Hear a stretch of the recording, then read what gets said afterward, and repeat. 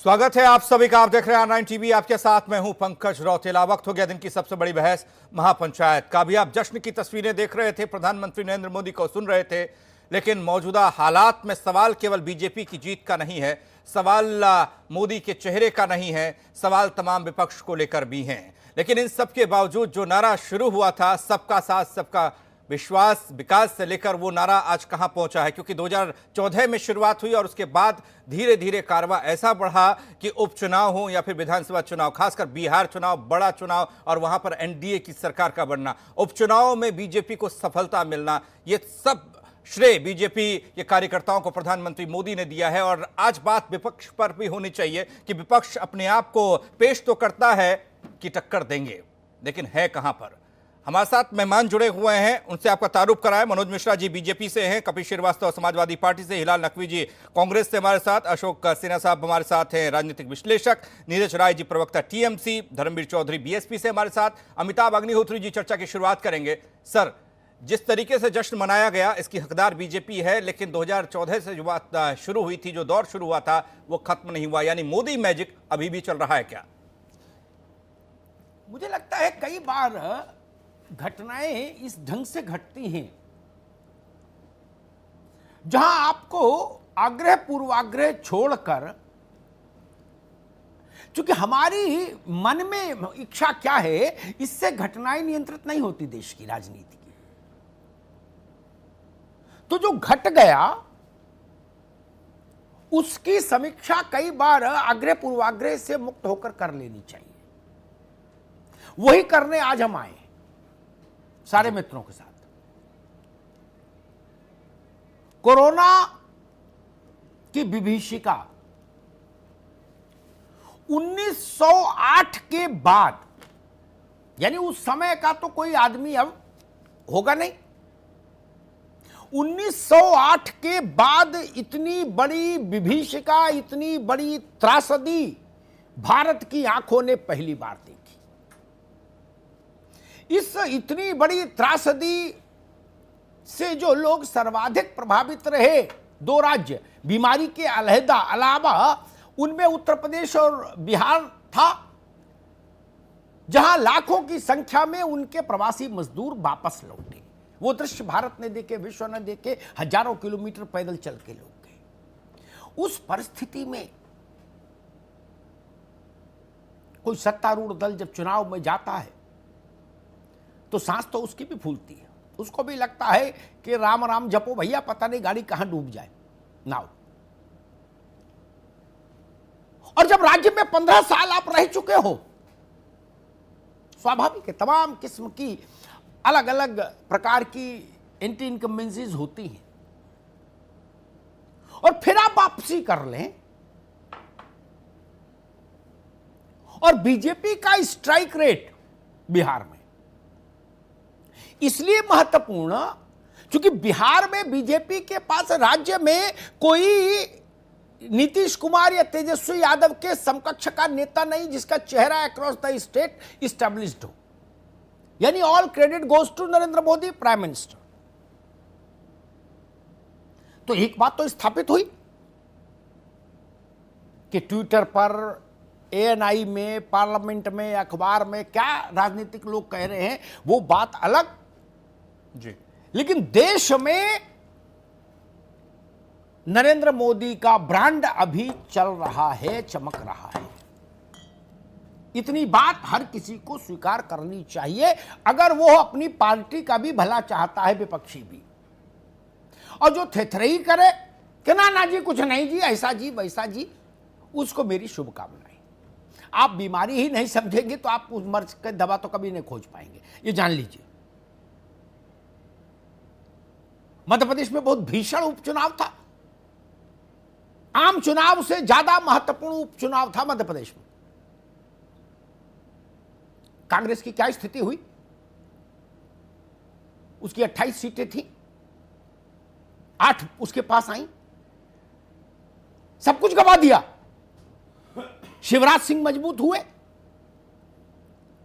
गुजरात में रूपाणी मजबूत हुए, उत्तर प्रदेश में योगी आदित्यनाथ मजबूत हुए बाय इलेक्शंस में। ये सब कोरोना के बाद की घटनाएं हैं। कोरोना के बाद जनता को पहली बार वोट डालने का अवसर मिला था यहां। इसलिए मैं कहता हूं, इतनी नैतिक साहस रखिए, आदमी गलत करे तो डंके की चोट पर बोलिए कि गलत कर रहा है, और जनता जिसको प्यार दे तो भी डंके की चोट पर बोलिए कि हां ये ब्रांड सबसे बड़ा है इस वक्त। मेरे अंदर ये साहस हमेशा रहा। मैंने कभी इस बात की चिंता नहीं की कि दूसरे दल के मित्र क्या कहेंगे और लोग क्या कहेंगे, ये क्या, ना ना, मेरे तो मुझे देखा कि भाई जनता का, मेरा थर्मामीटर जनता का थर्मामीटर। कांग्रेस की दुर्दशा पर मुझे आश्चर्य है। अगर तेजस्वी यादव के सत्तारोहण के रास्ते में कोई अवरोधक रहा तो वो कांग्रेस रही। मैं दिग्विजय सिंह का सुबह देख रहा था वक्तव्य, नीतीश जी तेजस्वी को आशीर्वाद दे दीजिए, भाजपा को रोकना है। अच्छी सलाह दे रहे हो अपने हिसाब से, बुजुर्ग राजनेता है, अनुभव है। मेरे मन में एक बड़ा मासूम सा सवाल आया कि अगर भाजपा कोई रोकना इतना बड़ा काम, जिम्मेदारी थी, आप समझते थे, तो आपके प्रदेश में जो छत्रप थे वो लोग तेजस्वी पर दबाव डाल के 70 सीटें क्यों ले लिए? 30 पर लड़ते, 40 पर तेजस्वी और लड़ते। तेजस्वी का स्ट्राइक रेट बताता है कि अगर 40 पर और लड़ते तो तेजस्वी 15 से 17 सीट जीत जाते, तो अपने आप सरकार बन जाती। आज मोदी जी को बोलने का अवसर ही नहीं मिलता धन्यवाद का। तब तो आप 70 के लिए अड़ गए, बाद में उम्मीदवार नहीं मिले और जीते कितने? 19। आपसे ज्यादा अच्छा तो वहां वामपंथी दलों ने कर दिया। चिंतन करना चाहिए, समाजवादी पार्टी को भी चिंतन करना होगा। 22 में 22 किल, उत्तर प्रदेश के 22 उपचुनाव बताते हैं। और ये ना कहिएगा कि उपचुनाव का कोई मतलब नहीं होता भाई साहब, हमने सर्दी गर्मी दोनों देखी है अपने जीवन काल में। अभी ये उपचुनाव आप जीत जाते तो आप कहते हैं यही उपचुनाव का सारा मतलब है।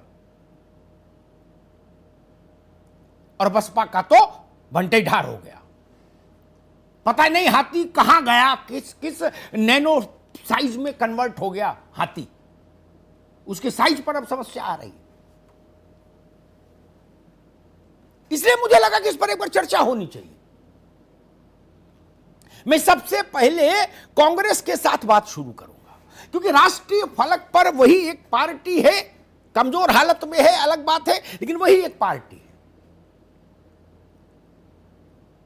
हिलाल लखवी जी,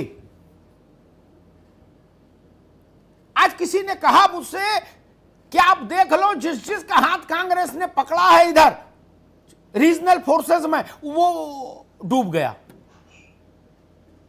नकवी साहब, ऐसी परिस्थितियों में आप विकल्प बनेंगे? जी अमिताभ भाई, देखिए इसमें कोई शक नहीं है कि बिहार की जीत की बधाई जो है वो पूरी तरह से भारतीय जनता पार्टी को जाती है। इसमें कोई शक नहीं है कि भारतीय जनता पार्टी ने वहां पर जिस तरह से इलेक्शन लड़ा और जो परिणाम लेकर के आए उसके लिए वो बधाई के पात्र है। बेशक कोरोना की महामारी के साथ ये नतीजे आना अपने आप में किसी भी राजनीतिक दल का जो है वो सीना फुला देने के लिए काफी है। ये एक अपने आप में सच्चाई है। इसके खिलाफ अगर हम बोलेंगे तो मूर्ख कहलाएंगे, क्योंकि ये हुआ है, सामने हुआ है, पब्लिक ने वोट दिया, किसी बाहर से तो वोट आया नहीं उनको। अब इसके दूसरे भाग की पर विश्लेषण कर रहे थे कि कांग्रेस की जब बात कर रहे हैं आप, अमिताभ भाई, अगर आप बहुत अच्छे जर्नलिस्ट में से, गुजरात के बाद से भारतीय जनता पार्टी की पहली जीत किस उसमें हुई है, राज्य में हुई है, बिहार में हुई है। गुजरात के बाद से जितने भी इलेक्शन में गुजरात जीतने के बाद से उसमें लगातार हारी है और कांग्रेस का प्रदर्शन लगातार बेहतर होता चला गया है। चाहे मध्य प्रदेश की बात कीजिए, चाहे छत्तीसगढ़ की बात कीजिए, चाहे झारखंड की बात कीजिए, चाहे राजस्थान की बात कीजिए, आप हर जगह जो है वो कांग्रेस ने अच्छा प्रदर्शन किया है। इसमें इससे भी कोई परहेज नहीं होगा, वो भी जनता ही ने वोट दिया, उससे भी कोई इनकार नहीं कर सकता है। तो इसलिए ये जो कह देना कि जो कांग्रेस है उसकी दशा जो है वो बहुत ज्यादा खराब हो गई है, तो हम हारे बिहार है और इसका हमको अफसोस भी है। निश्चित रूप से हमको उसके बेहतर करना चाहिए था, इसमें कोई शक नहीं है। अब आ जाए जो बिहार में कांग्रेस की हार हुई, जिसको लेकर के ये कि 70 सीटें ली गई हैं। अमिताभ भाई, आप एक मतलब फिर से आपकी याददाश्त के ऊपर कोई शक नहीं किया जा सकता है। इन 70 में से 65 सीटों के ऊपर जो है वो जेडीयू, भारतीय जनता पार्टी का कब्जा रहा है, जब ये लोग साथ में मिलकर के लड़े हैं। और इन 70 में से 37 सीटों के ऊपर भारतीय जनता पार्टी का कब्जा रहा है, जब भारतीय जनता पार्टी अकेली लड़ी थी 2015 की अगर हम बात करें, तो ये भारतीय जनता पार्टी के गढ़ रहे हैं।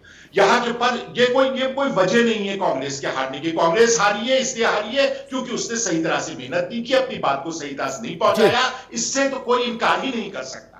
भारतीय जनता पार्टी ने बहुत मेहनत की, इससे भी कोई इनकार नहीं किया जा सकता है। लेकिन यह बात तो हम निश्चित रूप से कह सकते हैं कि वो जो है वो भारतीय जनता पार्टी का पुराना गांव रहा है। बिहार के इलेक्शन में आपने एक बहुत ही महत्वपूर्ण बात कही कि वहां पर कोई नेता ही नहीं था। अगर कोई नेता था तो नीतीश कुमार नेता थे, और या क्या नाम है, मोदी जी की आपने बात की है।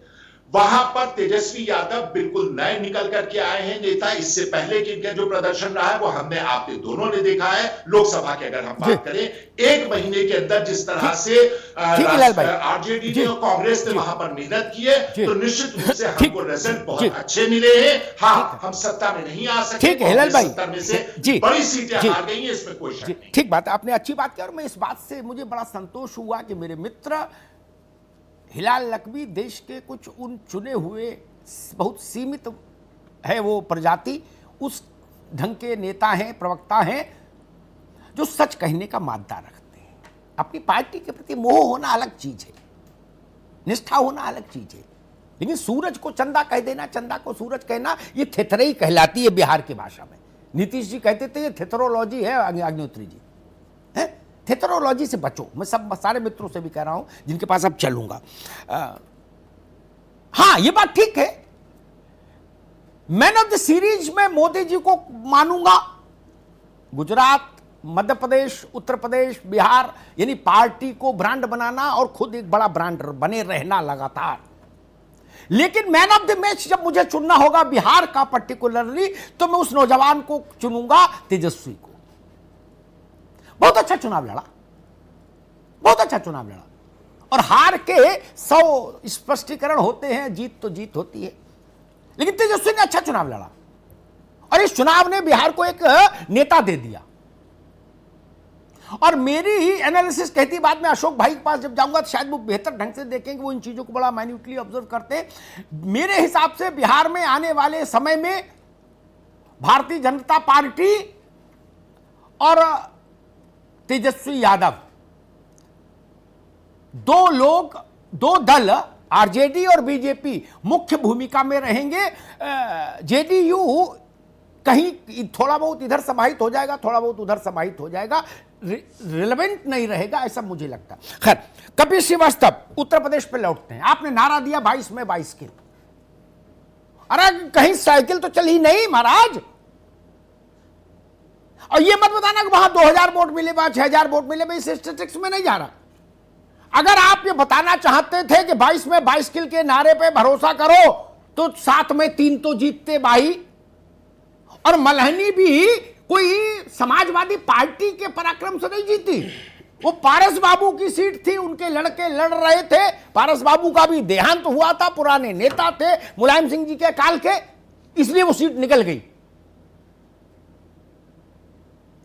ऐसे ही लड़ेंगे 22, ऐसे 22 किल लाएंगे।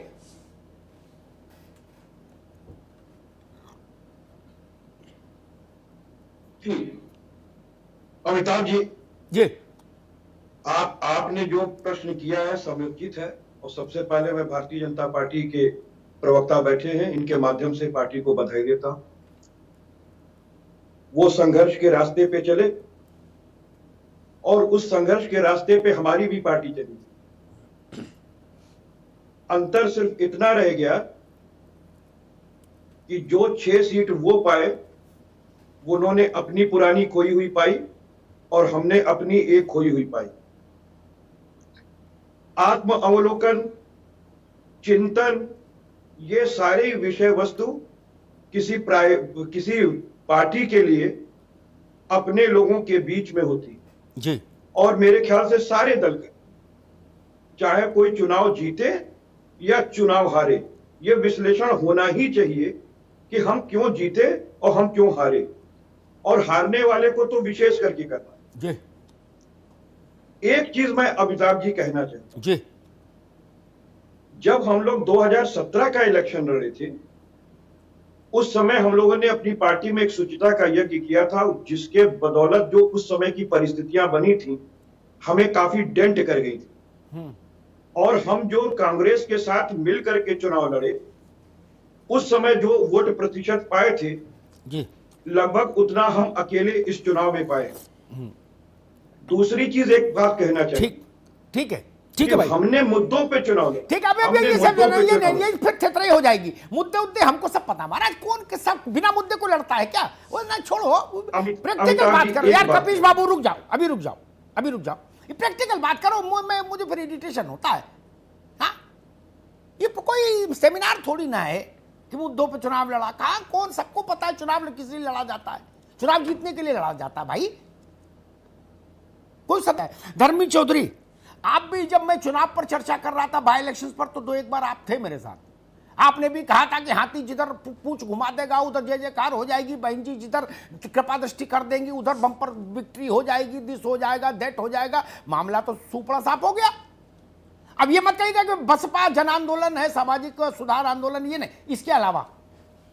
अमिताभ जी, जब बहुजन समाज पार्टी को लोगों ने अंडर एस्टिमेट करने का प्रयास किया है, लोगों ने, जनता ने, हाँ नहीं लोगों ने, नेताओं ने, पार्टियों ने, चाहे वो मध्य प्रदेश का चुनाव रहा हो और चाहे वो वर्तमान में बिहार का चुनाव हो, लालू जी के बेटे ने जब उपेंद्र जी ने कहा कि हमको आप अपने गठबंधन में लीजिए, मैंने सवाल पूछा उत्तर प्रदेश बाई इलेक्शन, उत्तरे पर बताइए। नहीं, मैं आपका ज्ञान भी बढ़ा देता हूं। मेरा ज्ञान मत बढ़ाओ, अपना बढ़ाओ। मैं आपका ज्ञान भी बढ़ा देता हूं, मेरा छोड़ो यार। और उत्तर प्रदेश में जब बहुजन समाज पार्टी को लोग कम आंकने का प्रयास करेंगे, चाहे वो राज्यसभा का चुनाव हो, चाहे वो बाई इलेक्शन हो, और चाहे हम 0 से 10 सीटों पर लोकसभा में पहुंचे हो, बहुजन समाज पार्टी अपनी तैयारी के साथ में बहुत अच्छी बात, पूरी तरीके से चुनाव के 2022 के चुनाव में है। बहुत अच्छी बात, जो कमी है हम उनको दूर करेंगे। अमिताभ जी, धर्मवीर चौधरी रुकना होगा, ठीक है, अच्छी बात है। मेरी शुभकामनाएं, है ना। बसपा के साथ यही दिक्कत है ना। अब ऐसे में तो फिर कौन क्या कहे और कहां संवाद हो, ये बसपा का मूल स्वभाव है। बोले जी लोगों ने कमा कर, लोगों ने नहीं, 25 लाख मतदाताओं ने कमा का 7 कंस्टिट्यूंसीज में 25 लाख लोग वोटर थे। ये लोग, ये किसी टीवी स्टूडियो का मामला है। खैर, मैं टीएमसी के पास चलूंगा। नीरज राय, टीएमसी को मैंने आज इसलिए बुलाया कि अगला बड़ा बैटल ग्राउंड पश्चिम बंगाल है। नीरज, बिहार और पश्चिम बंगाल का रिश्ता नाभिनाल का है, नेवल कॉर्ड का। बिहार की बड़ी आबादी वहां है भी, काम कर रही है, भौगोलिक रूप से भी सामीप्य है। बिहार की हवा पश्चिम बंगाल में भी आपको परेशान करेगी।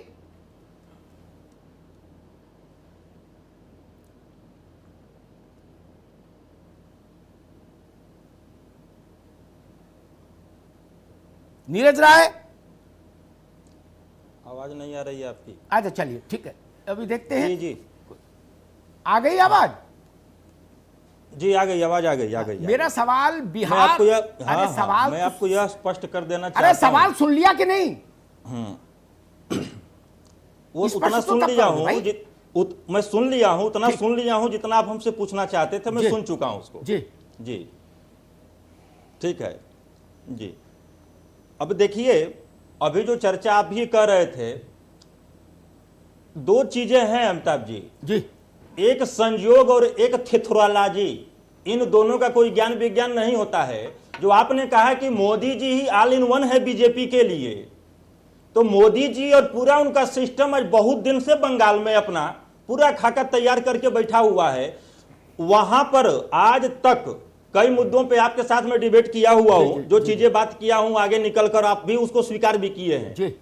बंगाल की जनता जो है थेथरोलॉजी पे डिपेंड नहीं है, उसको काम चाहिए और काम वहां पे भरपूर तृणमूल कांग्रेस दे के चल रही है।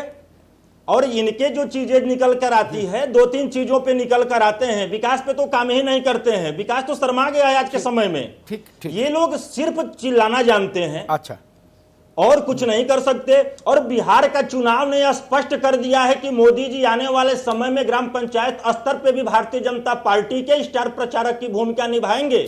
अगर मोदी मैजिक चली होती तो आज 125 एनडीए नहीं रहता, 225 होता। जिस तरह से लोकसभा के चुनाव में यह स्पष्ट है कि जनता ने नकारना शुरू कर दिया है। और वास्तविकता से आप भी अवगत हैं कि 10 से 12 ऐसी सीटें हैं जिन सीटों पे कितना इन लोगों के द्वारा गणित किया गया वहां। ये सब चीजें बंगाल से हटकर चल रहा है, बंगाल में इनको नहीं आना है। अशोक सिन्हा के पास चलूंगा। जी को रुकिए, मैं उस चीज को, ये टीएमसी के लोग कहें तो बड़ा गलत होता है। ममता बनर्जी से ज्यादा मेहनती कौन है? गांव गली खेत मोटरसाइकिल पर घूम रही हैं। मैं ममता बनर्जी को जान रहा हूं 25 साल से व्यक्तिगत तौर पर। वो कह रहे कि मोदी जी सबको करना चाहिए। नेता का काम क्या है? एसी में बैठे, जिन दलों के नेता एसी में बैठ के ज्ञान गणित कर रहे हैं लैपटॉप पर, उनकी दुर्दशा देख लो। ममता मोटरसाइकिल पर घूम रही है इसलिए सरकार में है। बाकी जो ट्विटर पर टहल रहे हैं उनकी पार्टी की दशा देख लो। अच्छा कर रहे हैं मोदी जी, सबको करना चाहिए। पार्टी आपकी मां होती है। मोदी जी प्रधानमंत्री है ना, मुख्यमंत्री नहीं है किसी प्रदेश के। मुख्यमंत्री भी मोटरसाइकिल पर नहीं घूमता, ममता घूम रही है। इसलिए हम कह रहे हैं महाराज, नानी के आगे ननिहाल की बात नहीं ठीक है। ठीक, अशोक सिन्हा, मेरा सवाल वही, कोरोना की त्रासदी 1908 में ऐसी त्रासदी, इससे थोड़ा उसका वो कम था गुरुत्व, लेकिन त्रासदी इसी ढंग की थी। भारत ने देखी। आज जो लोग भारत में जीवित हैं वो 1908 के कोई भी आदमी नहीं है, ठीक है ना, जिसको उस समय का कुछ दृश्य समझ आए। इतनी बड़ी त्रासदी के बाद जब चुनाव में गई है सरकार 15 साल के शासन के बाद, और ये एक एस्टैब्लिश्ड फैक्ट था, बाद में जेडीयू के परिणाम से भी पता लगा कि नीतीश कुमार को लेके लोगों में नाराजगी थी, उसके बाद भी सरकार क्लियर मेजॉरिटी के साथ वापस ले आना, क्या इसको कोरोना पर सरकार के प्रबंधन पर जनता की मोहर नहीं मानी जाए? बिहार और उत्तर प्रदेश, खासतौर से पूर्वी उत्तर प्रदेश, कोरोना में सबसे ज्यादा प्रभावित हुआ मजदूरों के चलते। अशोक सिन्हा,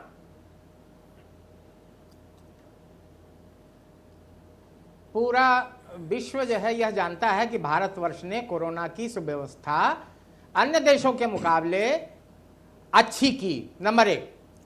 नंबर 2, ये बात आती है कि क्या कारण है कि 2 सीट से बीजेपी 282 सीट पर लोकसभा में आई, संसद में आई, 282 सीट पर लगातार वो बढ़ती गई, मगर शेष दल अपने चरम अवस्था से डाउनवर्ड्स पर जा रहे हैं। आपको इसका वैज्ञानिक विश्लेषण जब आप करेंगे तो आप पाएंगे कि 2014 से राजनीति का विज्ञान बदला है।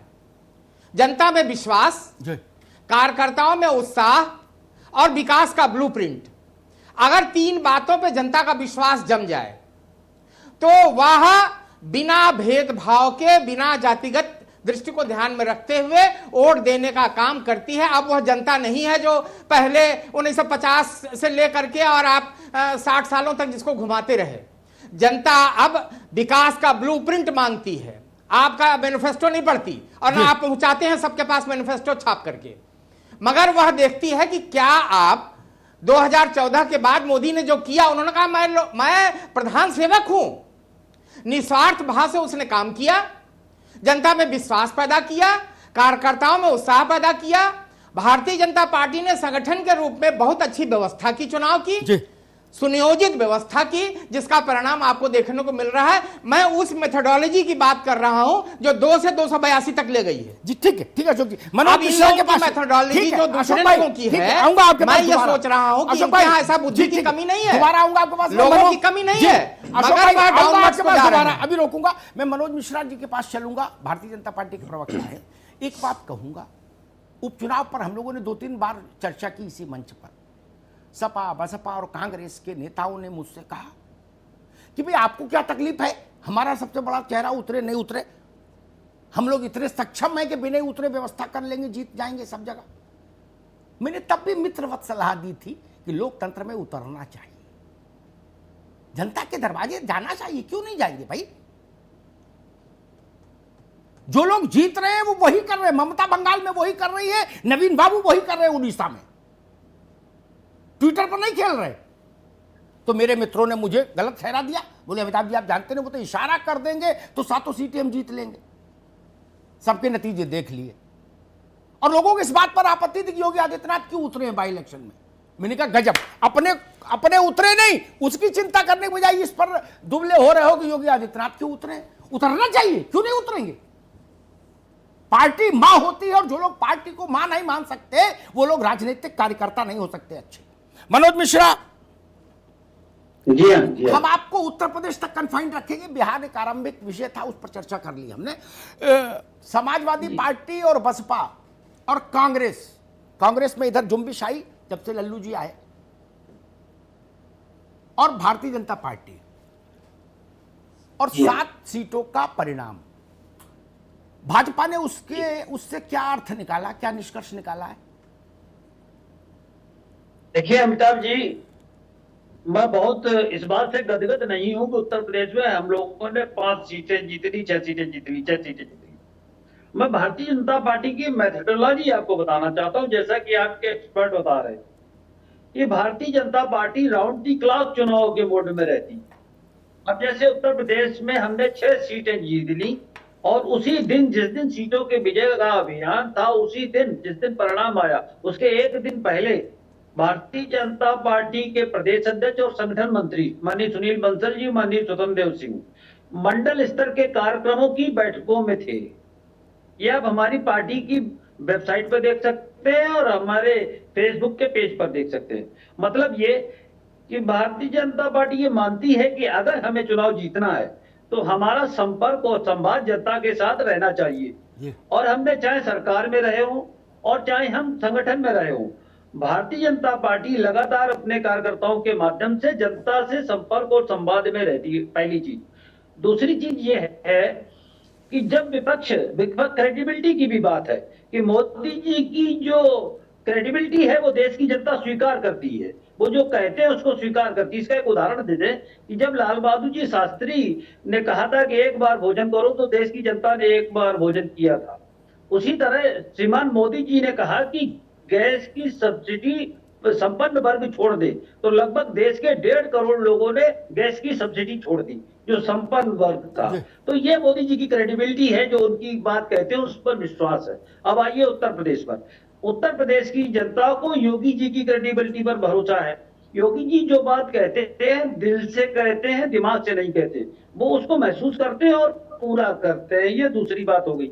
तीसरी बात ये कि सरकार के कार्यक्रम, जैसा कि आप कोरोना काल का जिक्र कर रहे हैं, लगातार जनोन्मुखी थे। विपक्ष ने अगर कोई एक कमी ढूंढ ली तो उसी को हाईलाइट किया, करना भी चाहिए, उनका काम ही यही है। लेकिन उन्हें यह भी देखना चाहिए था कि सकारात्मक मुद्दों पर, जब आतंकवादियों पर कार्रवाई हो रही, जब अपराधियों पर कार्रवाई हो रही, तो उस पर प्रश्न, जातिवाद का प्रश्न ना उठा के उनको सकारात्मक राजनीति। ठीक है मनोज जी, ब्रेक लेना है। ठीक है, आपने अपनी बात रखी। ठीक, एक ब्रेक लेना है, एक ब्रेक लेना है। अगली बार जब मैं आऊंगा, कपिल भाई रुक जाइए, अगली बार जब मैं आऊंगा तो मेरा सिंगल पॉइंट एजेंडा होगा, सवाल होगा 365 दिन बिना नागा मेहनत, इस कसौटी पर कौन सा दल कहां खड़ा है? जब काशीराम थे तो बसपा का चाल चेहरा चरित्र दूसरा था, क्योंकि मैं उनको व्यक्तिगत तौर पर जानता था। 365 दिन राउंड द क्लॉक मेहनत, दरवाजा खुला, चाहे जो आए मिले, बात करे जाए, और खुद निकलते थे।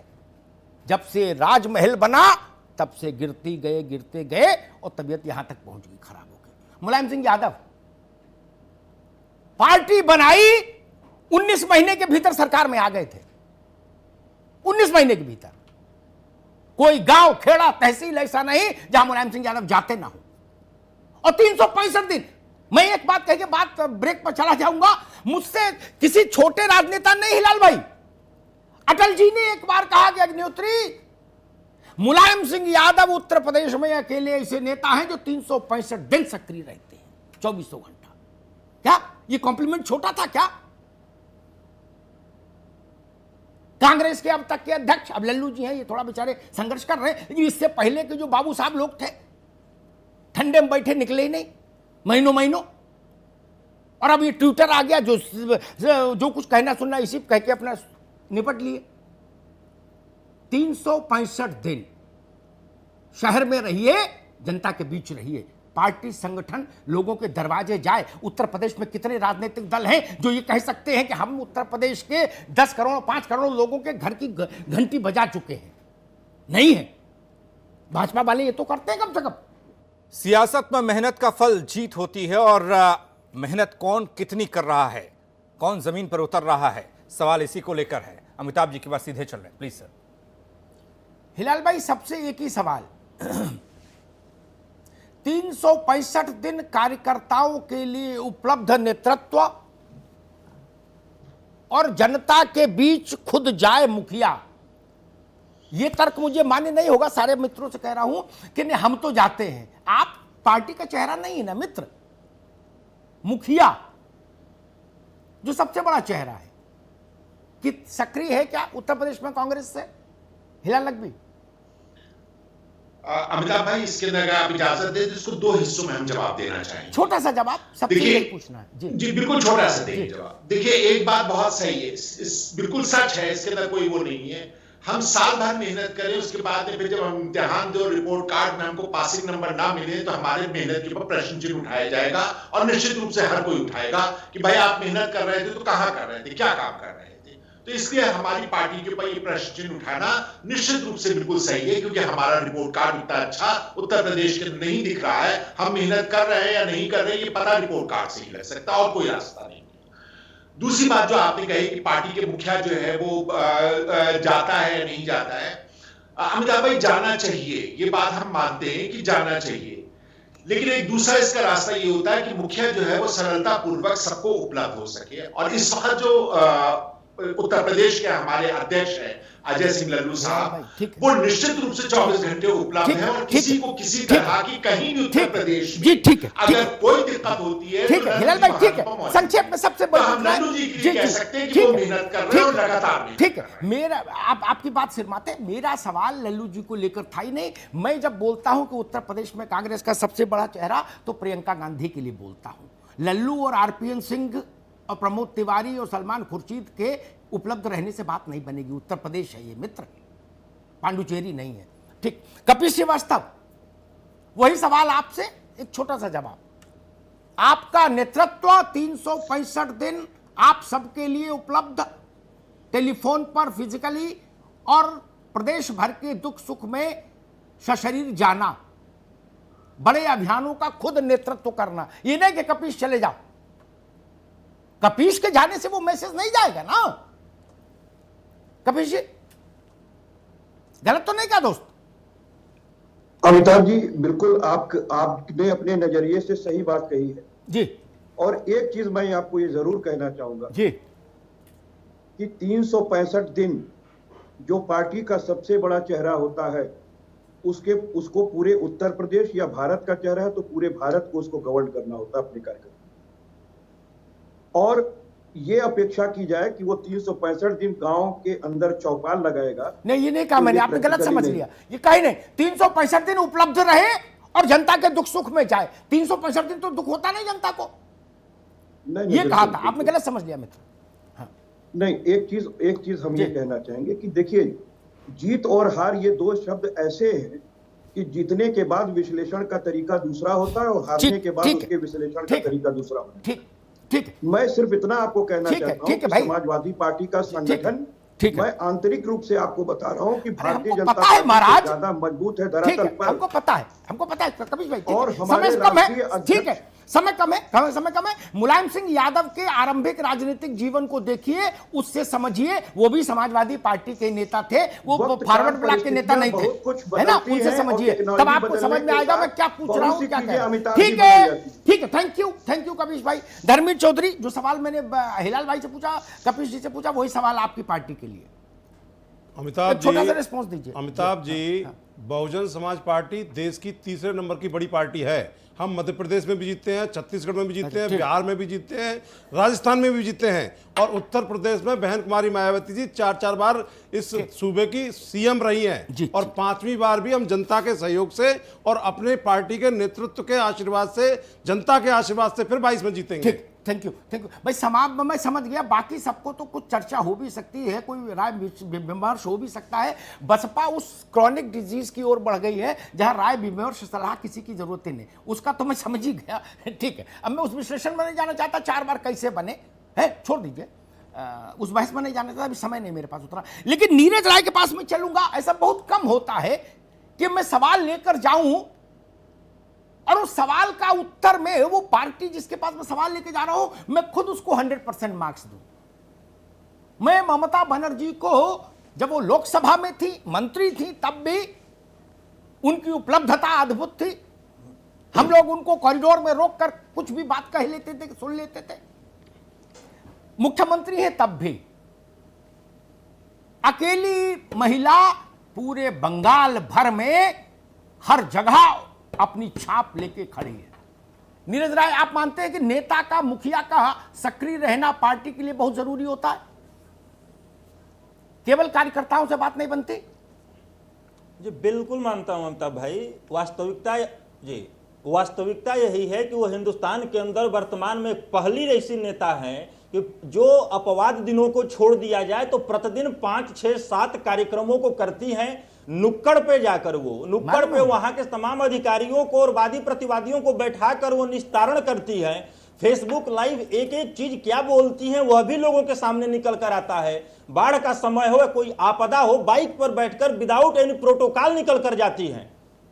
उनके बारे में बोलने का मेरे पास भी उतना जानकारी नहीं है कि आपके पास पड़ा हुआ है। ममता जी को पूरे अंक देता हूं, हमेशा, आज से नहीं, हमेशा से संघर्ष उनकी आत्मा में है।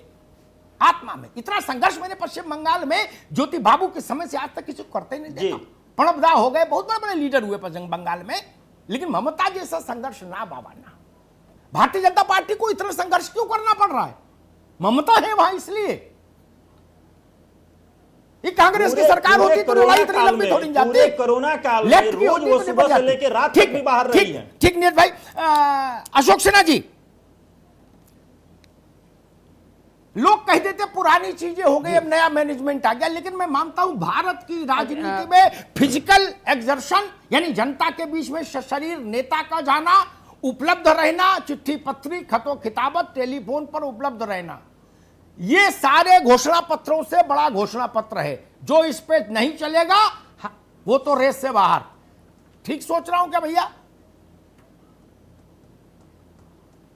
नहीं, अब ऐसा करने वाले के सामने एक चित्र भी होना चाहिए कि किस लिए वो काम ये कर रहा है। 365 दिन उपलब्ध तो है, सट्टेबाज भी उपलब्ध करते हैं 365 दिन, और दशरथ मांझी भी 365 दिन मेहनत करते हैं, मगर उद्देश्य क्या है? अगर राष्ट्र सामने है, समाज सेवा सामने है, और यदि संगठन उनका जाता है जनता के पास, संगठन के साथ वो जाते हैं, तब तो ठीक है। और अगर वो कमर्शलाइज ढंग से जाते हैं, एक उद्देश्य उनका रहता है कि हम जनता को धोखे में रख करके, भौकाल खड़ा करके, और हम उनका वोट हासिल कर लें, डिवाइड करें जनता को जाति के नाम पर, पंथ के नाम पर, तो वो नहीं चलेगा। अब एक चित्र सामने होना चाहिए कि उनके सामने सेवा कार्य करने का चित्र क्या है, क्या उद्देश्य है, परम लक्ष्य क्या है। ठीक है अशोक भाई, ठीक बात। मनोज सिन्हा, मनोज मिश्रा, वही सवाल आपसे। भारत की ये परंपरागत, एक जो परंपरागत खूबी है, मुझे लगता है वो आज भी उतनी ही प्रासंगिक है। सबसे बड़ा चेहरा राज्य का, देश का, अगर जनता के बीच नहीं है और कार्यकर्ताओं के पास एक 5 साल का प्रतिदिन का रोड मैप नहीं है कि आज ये प्रकल्प चलाना है, कल इस योजना के तहत जनता के बीच जाना है, परसों इस योजना के तहत जाना है, तो 3 महीने में चुनाव वाली दौर नहीं चलेगा।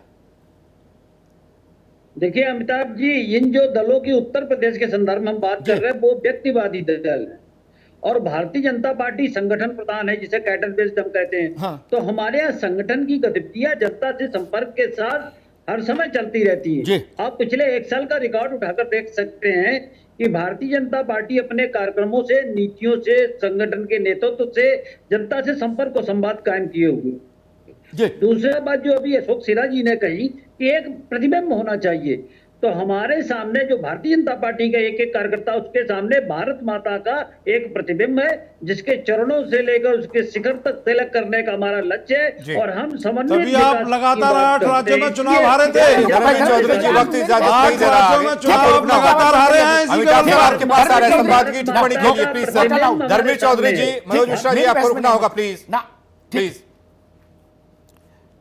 मैं 2-3 व्यक्तिगत अनुभव अपने बताता हूं, बड़े राजनेताओं से जो मैंने सुना, सीखा, समझा। राष्ट्रीय स्वयंसेवक संघ के एक बड़े पदाधिकारी, पुरानी बात, उन्होंने एक बार हमसे कहा कि अमिताभ जी, जब किसी दल की सरकार बन जाती है तो उससे व्यक्तिगत लाभ पाने वाले कितने लोग होते हैं? 1000, 2000, 5000, उन्हीं की पहुंच होती है। और उस सरकार को बनाने में लाखों लोग लगते हैं। बोले उनको तो 4 लड्डू भी नहीं भिजवाए जा सकते। तो नेता उपलब्ध तो रहे, कंधे पर हाथ तो रखे, प्यार से बात तो करे। एक उदाहरण। दूसरा उदाहरण, मैं दलों का नाम नहीं लूंगा, सारे मेरे मित्र हैं। उत्तर प्रदेश के ही विपक्षी दलों के तमाम हमारे मित्रों ने कई बार हमसे इस बात की चर्चा की। वो ही अपने नेतृत्व से मिलने में संकट में है, बाकी की तो छोड़ो, मैं उसके डिटेल में नहीं जाऊंगा जी। विश्वास भंग होता है, वही नहीं मिल सकते। एक पार्टी है, उसके प्रदेश अध्यक्ष और मुखिया दोनों लखनऊ में। एक मसला था, मैंने उनसे कहा भाई उनसे बात कर लो, बताओ। 3 दिन तक वो बात नहीं कर पाए। मैंने कहा भाई तुम बात क्यों नहीं कर पा रहे? तो उन्होंने कहा कि हम अपनी तरफ से टेलीफोन नहीं कर सकते, वो बुलाएंगे। जेंडर भी मैं नहीं खोल रहा हूं, लड़ाई करा दो आप लोग। बोले उधर से घंटी आएगी तो मैं चल जाऊंगा, तब बता दूंगा। ऐसे हम लोग नहीं जा सकते। ऐसे पार्टी चलाएंगे? ऐसे पार्टी चलाएंगे? अरे ऐसा काम तो तिहाड़ जेल में भी नहीं होता है। वहां भी गतिविधियां चलती रहती हैं, सांस्कृतिक और तमाम, और वहां पे भाषण भी झाड़ेंगे। ननकू ठेंगे पे, आपके रज्जाक ठेंगे पे वोट मिले। काय को वोट मिले? मिलना भी नहीं चाहिए।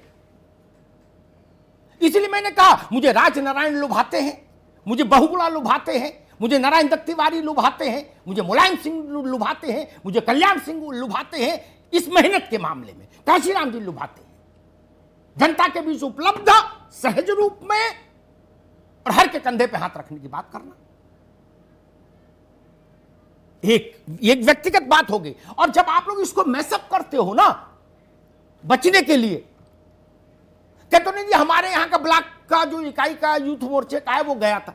अरे उसके जाने से बात होगी क्या? बराती और दूल्हे में कोई अंतर ही नहीं करोगे? लल्लू जी मेरे मित्र हैं, लेकिन उनमें और प्रियंका जी को इक्वेट नहीं कर सकते।